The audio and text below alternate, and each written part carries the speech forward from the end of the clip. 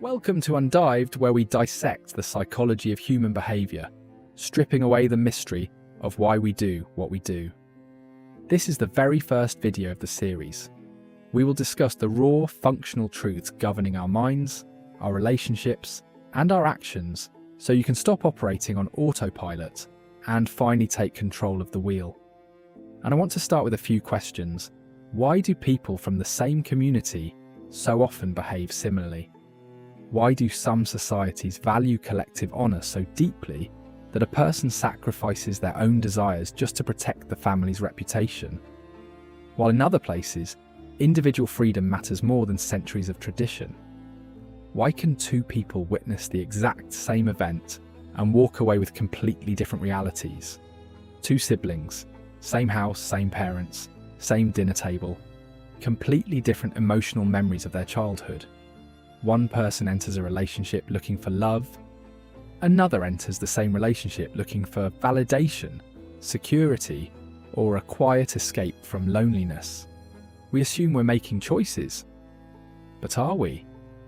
Part of the answer lies in culture, but culture itself acts upon something deeper, the biological machinery through which every experience is interpreted. The brain, electrical impulses that can shift your entire mood within seconds. Reward systems that make people just as addicted to a text notification as to a slot machine. Fear conditioning that can make someone avoid real opportunities for years. Because of a single moment of humiliation, they can barely even remember.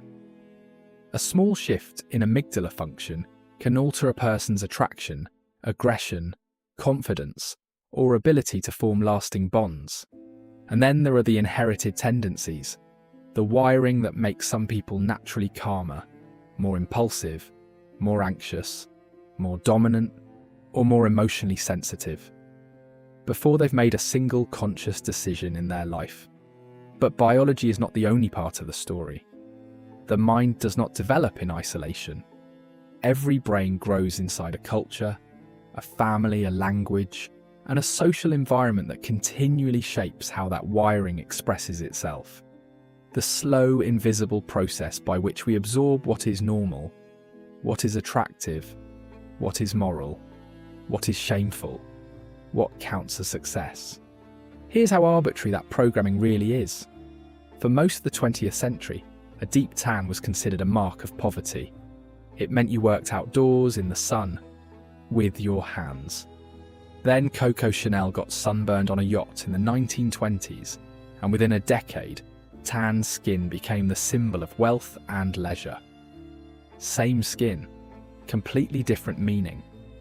One cultural shift and an entirely new beauty standard was born. Or the same thing happened with colours. Pink, which many people now associate with femininity, was once commonly marketed toward boys. That is social programming. And it reaches far deeper than aesthetics. Most people genuinely believe they are making independent choices. In reality, they are largely reacting to years of conditioning, to emotional memories they've never examined, to biological impulses they don't recognize, and to social reinforcement they never consciously agreed to. And over time, these mechanisms shape everything: beliefs, habits, attraction, aggression, attachment. Why we self-sabotage at the edge of success. Why we stay in relationships that hurt us. Why we destroy consistency the moment progress starts appearing. Why someone can spend hours imagining a better future and still avoid the one action that would actually move them forward. And these patterns don't emerge from a single source. They emerge from the interaction between biology, conditioning, culture, and the internal narratives we carry about ourselves. This channel is going to unpack those hidden structures, not in a clinical way, but through psychology, philosophy, culture, behaviour, and real human patterns that you'll recognise the moment you see them. We'll explore influence, why humans obey authority, why fear changes behaviour faster than logic, why propaganda works, why crowds lose individuality, and how some leaders can emotionally move millions of people. We'll look at ancient frameworks, like the Sattvic, Rajasic, and tamasic tendencies that try to classify human behavioral energies long before modern psychology existed. Frameworks that suggest personality is not random. That much of our behavior emerges from deep internal tendencies interacting with memory, biology, and conditioning. As written across many philosophical traditions and echoed in works like As a Man Thinketh, a person experiences the deepest resistance when their internal world and external life are fundamentally misaligned, and suffering in many cases is simply the friction between the two. And this channel isn't just analysis, because understanding yourself without changing yourself eventually becomes another form of entertainment. So we will also discuss practical non-negotiables for a stable and healthy life. Level 1, the biological foundation: sleep, exercise, meditation, nutrition.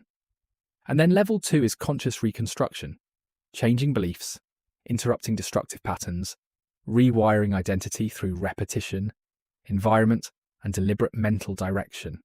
Not toxic positivity, not empty affirmations. Actual internal modification through approaches that are honest and doable.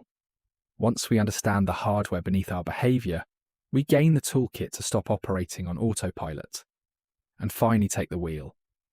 That's why I ultimately created this channel, because I want to find people like me, a community of deep thinkers who want to sit with these questions just as much as I do.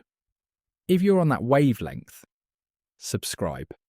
Let's get the conversation started.